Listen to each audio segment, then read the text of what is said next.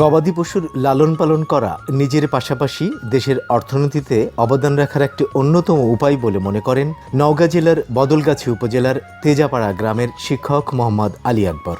তিনি দেশি ও শঙ্কর জাতের গাভীর খামার করে এখন বেশ স্বাবলম্বী। তার সফলতা দেখে এলাকার অনেকেই খামার করার পরিকল্পনা করছেন।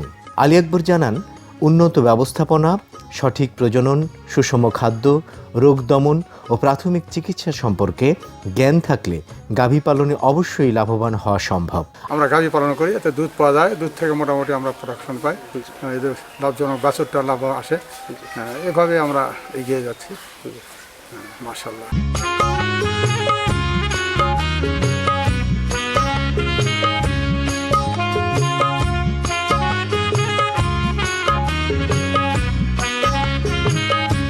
আলী আকবরের বড় ছেলে মামুন রশিদ জানান, খামারটি তার বাবার তত্ত্বাবধানে চললেও তিনি এবং তার ভাইসহ নিজেরাই দেখাশোনা করছেন।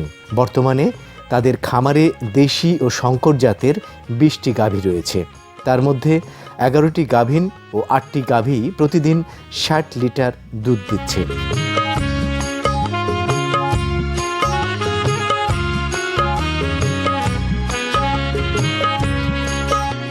এবং সে দুধ স্থানীয় বাজারে পাইকারি বিক্রয় করছেন 40 থেকে 42 টাকা কেজি দরে। এতে করে প্রতিদিন 2400 টাকার দুধ বিক্রি হচ্ছে। আর প্রতিদিন খামারে মোট খরচ হয় 1200 টাকা। বর্তমানে 20টা গাভী আছে আর কি। তো 20টার মধ্যে এখন 11টা গাভীন অবস্থা, তো 8টা অলরেডি দুধ দিচ্ছে আর কি। এই 8টার থেকে আমি প্রতিদিন 60 লিটার দুধ পাই। এখানে স্থানীয় বাজারে বিক্রি করি 40 টাকা কেজি দরে, 2400 টাকা আসে প্রতিদিন। তাতে আমার খাওয়া খরচ বাবদ 50% খরচ হয়ে যায়, আর 50% থাকে আর কি।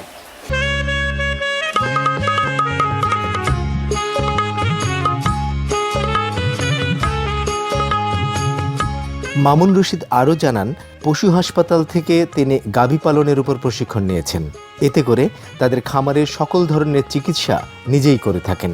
দুধ বেশি পাওয়ার জন্য পর্যাপ্ত পরিমাণে পরিষ্কার পানি খাওয়ানোর পাশাপাশি গাভীকে দিনে 3 বার খাবার দিতে হয়, যার মধ্যে খৈল, কাঁচা ঘাস এবং ভুসি খুবই গুরুত্বপূর্ণ বলে মনে করেন তিনি। তারপর ভুসি, বিশেষ করে ভুসিটাই মেন আর কি দুধের জন্য।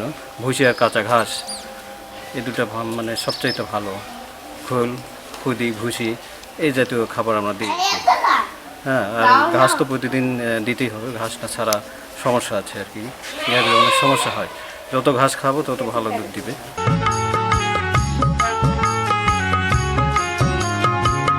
মামুন রশিদ মনে করেন, বাংলাদেশে এখন সফল ডেইরি ফার্মের সংখ্যা অনেক। দিন দিন দুধের চাহিদা ও বাজার বাড়ছে।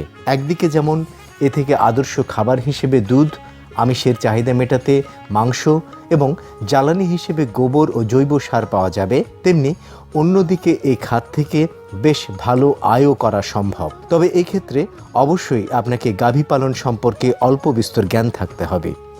সবচেয়ে ভালো হয় কোনো প্রতিষ্ঠান থেকে স্বল্প বা দীর্ঘমেয়াদী প্রশিক্ষণ নিলে।